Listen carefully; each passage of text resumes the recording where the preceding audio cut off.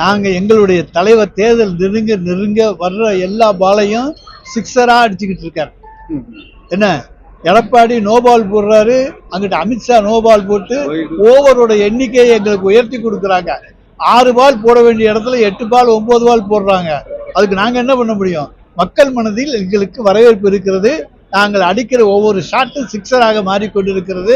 நிச்சயமாக எங்களுடைய வெற்றியை தடுப்பதற்கு எந்த சக்தியாலும் தமிழ்நாட்டில் முடியாது. நாங்கள் அதுக்காக தலைக்கணத்தோடு சொல்லவில்லை, கருவத்தோடு சொல்லவில்லை. மக்களுக்கு பணியாற்றி விட்டு மக்களுடைய மனதை தொட்டு பார்த்து விட்டு சொல்லுகிறோம். அதாவது என்டிஏ கூட்டணிக்கு யாரும் வரமாட்டாங்கன்னு நாங்கள் சொல்லலை. அதாவது பலம் வாய்ந்த கட்சிகள் வராது என்று தான் சொன்னோம். என்ன திராவிட முன்னேற்ற கழகத்தை எதிர்க்கக்கூடிய சக்தியுள்ள எதிர்கட்சியாக கூட்டணியாக அந்த கூட்டணி அமையாது என்பதுதான் எங்களுடைய கருத்து. இதுக்காக வேண்டி சின்ன சின்ன கட்சிகள்லாம் போய் சேரலாம், அதை பற்றி கவலை இல்லை. நாங்கள் அதை பற்றி கருத்து சொல்வதற்கு விரும்பவில்லை. கூட்டணியில் காங்கிரஸ் கட்சியை சேர்ந்த ஜோதிமணி உள்ளிட்டவர்கள் விஜய் ஒரு பெரிய அரசியல் சக்தி அப்படின்னு சொல்லி பேசியிருக்காங்க சார். சிலர் தூங்கிக்கிட்டே கனவு காண்றாங்க. கனவுல அவர் பெரிய சக்தியா தேர்ந்தெடுக்காரு.